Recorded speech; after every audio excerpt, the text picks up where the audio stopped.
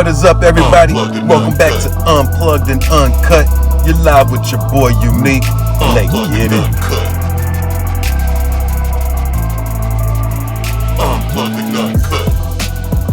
The San Antonio Spurs, the Sacramento Kings, are linked in a blockbuster trade proposal that would send De'Aaron Fox to the Spurs.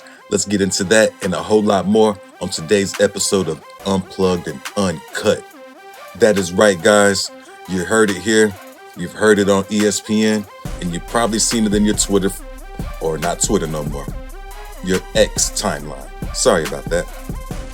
The Spurs are heavily linked to De'Aaron Fox.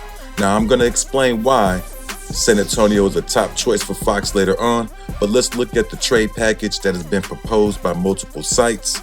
Now, one thing I think these sites are getting wrong is you'll see Devin Vassell and Zach Collins' name being mentioned as the pieces going back to Sacramento. However, those contracts do not work. That is too much money for Sacramento to take back for De'Aaron Fox, unless, of course, another player or team was being included in this deal.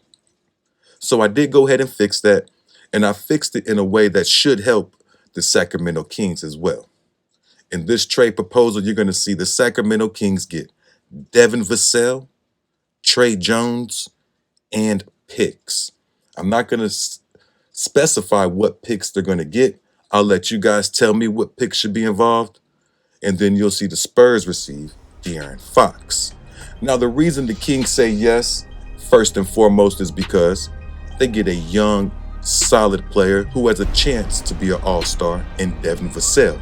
At 24 years old, 5 years left on his deal, that is a really solid pickup and a win-now type player. They also get a solid point guard in Trey Jones that can start or back up, high assist-to-turnover ratio, not the best three-point shooter, but has an excellent percentage inside that arc. Not a bad return for the Sacramento Kings, especially if Fox and his representation are letting it be known that the only place they're willing to re-sign with is San Antonio. So that'd be a nice package. The Spurs say yes because they get the best player in the deal, obviously De'Aaron Fox. Not even close. De'Aaron Fox is 27 years old, so that could be a different differentiator there. He's not quite on the Wemby timeline, but he's also not too old to where he can't help you now. I think the Spurs honestly should be on two different timelines. The Wemby rookie deal timeline, a la Tim Duncan, David Robinson. Let's go ahead and win a chip early so you know what it takes to win later. And then the later years of Wemby, when he's in his actual prime.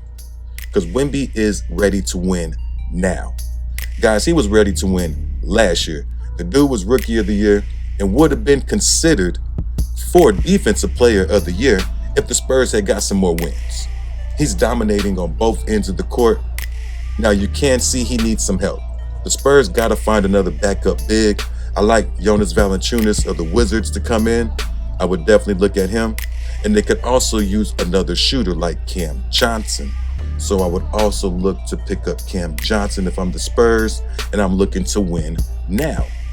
But as far as the Sacramento Kings and the Spurs trade goes, how do you all feel? King fans, do you want more than Devin Vassell and Trey Jones? How many picks do you think need to be involved? Spur fans, do you think De'Aaron Fox is a good fit? I do. I am not worried about his inability to hit the three because he actually can hit the three. He shoots at about 33 to 35% from three-point range. Not good, but not bad either. What I like about De'Aaron Fox is he reminds me of Tony Parker, his ability to get inside the paint. The Spurs have a whole playbook for speedy point guards that help them win championships. And De'Aaron Fox is as close as you can get to a speedy point guard similar to Tony Parker. Wemby's not Tim Duncan, but I mean, bro, he a little taller. And he do things a little bit different than Tim Duncan. You can't tell me that is not a nice combination with Wemby's ability to step it outside, Fox's ability to penetrate could be lethal. I also like CP3 and Fox together, with CP3's ability to stretch the defense being a 39 to 40% three-point shooter. CP3 is a lockdown, knockdown shooter. Also, both players can handle the ball. I think the real question comes for the Spurs is the starting lineup. Who's going to play the 3 to 4? I think you have a battle between Castle, Sohan, and Julian Champagnie competing with each other for that final starting spot. CP3, Fox, Barnes, Wemby, pretty much locked in. Then who do you want to start with them? I probably would go with Julian Champagnie because he could stretch the defense a little bit better. Also, maybe Stephen Castle if you want a solid wing defender to help CP3 and Fox.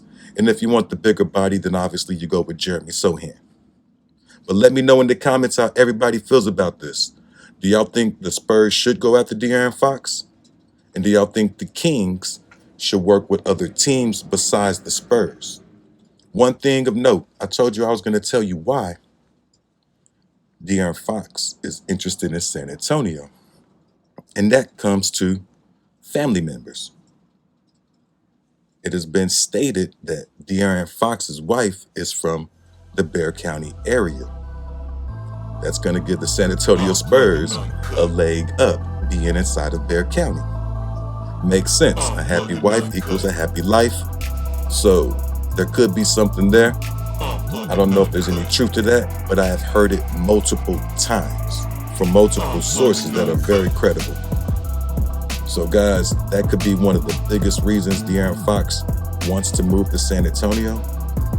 Could be because of family members, not to mention Victor Wembanyama. He's that dude. That boy good. I would want to play with Wemby. I promise you that.